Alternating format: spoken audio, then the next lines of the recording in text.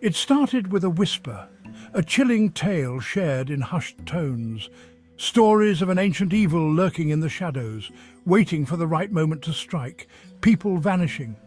No trace, just silence. The forest seemed to swallow them whole, leaving behind only questions and fear. Then came the first sighting, a glimpse of something unnatural, something impossible. Eyewitnesses described it as a figure that defied logic, a being that shouldn't exist. Siren Head. The stories are always the same. A creature born from nightmares with a presence that chills the soul, a desolate location, an unsettling sound. Then it appears. The air grows thick with tension and the silence is broken by an eerie wail, a towering monstrosity, all bone and rusted metal. Its form is both mesmerizing and horrifying, a grotesque blend of organic and mechanical. Its most terrifying feature? The sirens. They emit a sound that pierces the night, a call that beckons the unwary, two gaping maws perched atop its slender neck, capable of emitting sounds that drive men mad. The noise is said to be a mix of static screams and distorted voices. Its motives are a mystery. Some say it hunts for sport, others believe it has a darker purpose, some believe it feeds on fear, others that it's a harbinger of something far worse. Theories abound, but the truth remains elusive. Whatever the truth, one thing is certain: Siren Head is real. Its presence is undeniable, and its impact on those who encounter it is profound, and its reign of terror continues. Each new sighting adds to the legend, each disappearance deepens the mystery. The year is 2024, and the whispers have grown louder. The fear is palpable, and the stories more frequent. Reports of strange occurrences and unexplained disappearances have been flooding in from a remote forest in the Pacific Northwest. The area has become a hotspot for paranormal activity. The authorities dismiss them as hoaxes, but those who know the legend are filled with dread. They understand that the danger is real and that Siren Head is out there, waiting. Deep within the dense woodland, nestled among towering pines, where the air is thick with the scent of pine needles and the ground is carpeted with a layer of fallen leaves and shrouded in an unnatural mist that seems to breathe with a life of its own, lies the heart of the legend. The mist curls around the trees, obscuring the path ahead and creating an eerie silence that is only broken by the occasional rustle of leaves. This is where it chooses to appear, where the shadows seem to move on their own and the air is filled with an unspoken dread. This is where it hunts, where the legend comes to life, preying on the fears of those who dare to enter its domain. A small group of researchers, armed with nothing but their courage and a thirst for the unknown, venture into the forest's depths. Their flashlights cut through the darkness, casting long shadows that dance on the mist.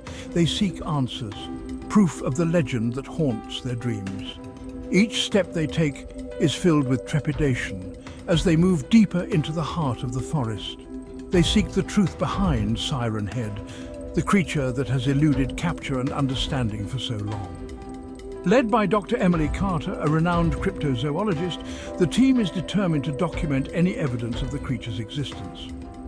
Dr. Carter's expertise and unwavering determination drive the team forward, despite the growing sense of unease. They have spent months studying the creature's patterns, analyzing the audio recordings of its haunting calls. The sounds are unlike anything they have ever heard, a chilling mix of static and distant screams that send shivers down their spines. But nothing could prepare them for the horrors that await. As they venture deeper, the forest seems to close in around them, and the legend of Siren Head becomes all too real. The forest closes in around them, a suffocating blanket of green and grey. The trees seem to lean in, their branches intertwining like fingers, creating a canopy that blocks out the sky. It's as if the forest itself is alive, breathing and watching their every move. The air is thick with the smell of damp earth and decaying leaves. Each step they take stirs up the scent of rot and moisture, a reminder of the forest's ancient and unyielding presence. The ground beneath their feet is soft and treacherous, threatening to swallow them whole. The only sounds are the rustling of the wind through the trees and the distant cawing of crows. These sounds, though natural, seem amplified in the oppressive silence, creating an eerie symphony that sets their nerves on edge. Every rustle, every caw feels like a whisper of warning. As the day wears on, the researchers begin to feel a sense of unease. Their initial excitement and curiosity are slowly replaced by a growing dread. They exchange worried glances, their expressions betraying the fear they try to suppress. The forest's oppressive atmosphere weighs heavily on their spirits. The forest seems to be watching them, its silence a heavy weight upon their shoulders. The trees loom ominously, their shadows stretching out like dark spectres. It's as if the forest is a living entity, aware of their presence and intent on keeping its secrets hidden. The shadows grow longer, twisting into grotesque shapes that dance at the edge of their vision. As the light fades, these shapes become more pronounced, playing tricks on their minds. Every flicker of movement, every shifting shadow feels like a lurking threat. Dr. Carter, ever the pragmatist, tries to rationalize their fear. She speaks in a calm, measured tone, attempting to soothe her team's frayed nerves. "It's just the isolation," she tells them, her voice steady despite the growing tension. "It's just the isolation," she tells her team, "the mind playing tricks in the face of the unknown." She tries to reassure them, but her own doubts linger. The forest's oppressive presence is hard to ignore, and she can't shake the feeling that they're being watched. The mind playing tricks in the face of the unknown. Each rustle of leaves, each distant caw, feels like a whisper of something more sinister.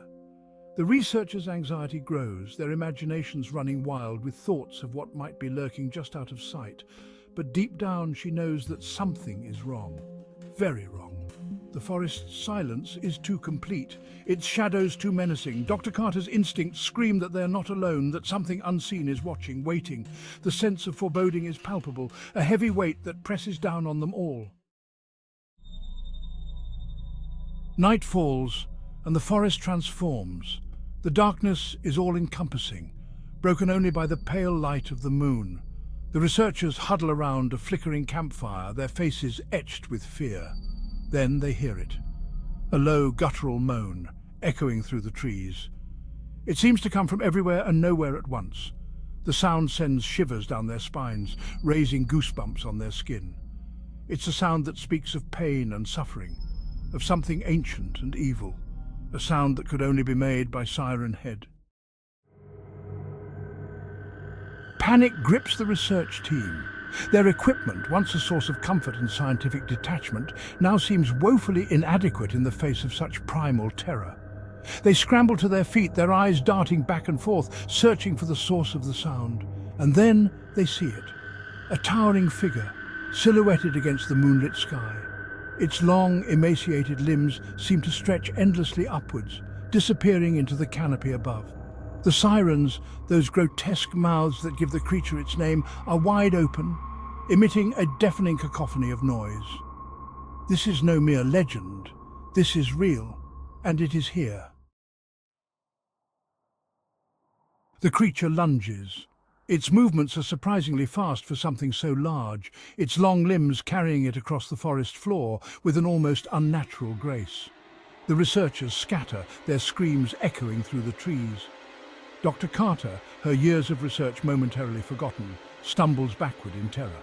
She trips over a fallen log, her ankle twisting beneath her. Pain shoots up her leg, but she knows she can't stay down. Siren Head is close. She can hear its heavy breathing, smell the stench of decay that clung to its cold metallic skin. Section 7. A glimmer of hope. As the creature closes in, its sirens blaring, Dr. Carter catches a glimpse of something in the distance. A faint light, flickering between the trees. Could it be another campsite, or maybe, just maybe, it's a way out of this nightmare? Summoning the last reserves of her strength, she pushes herself to her feet and stumbles towards the light. Her breath comes in ragged gasps, her lungs burning with exertion.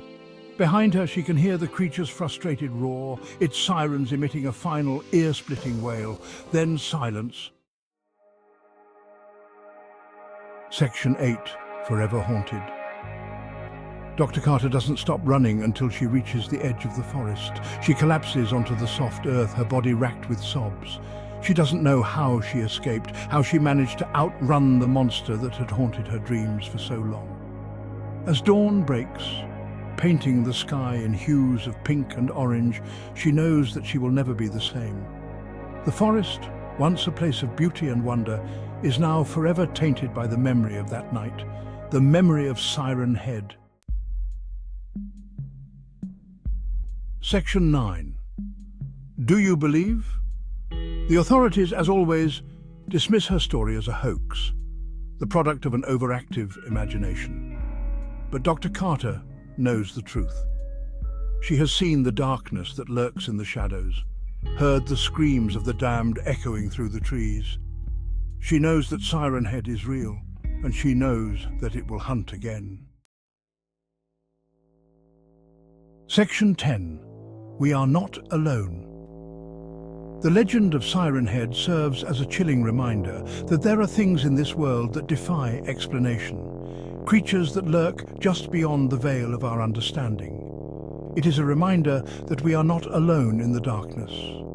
So the next time you find yourself in a desolate place and you hear a strange sound echoing through the night, remember the story of Siren Head and pray that you don't become its next victim.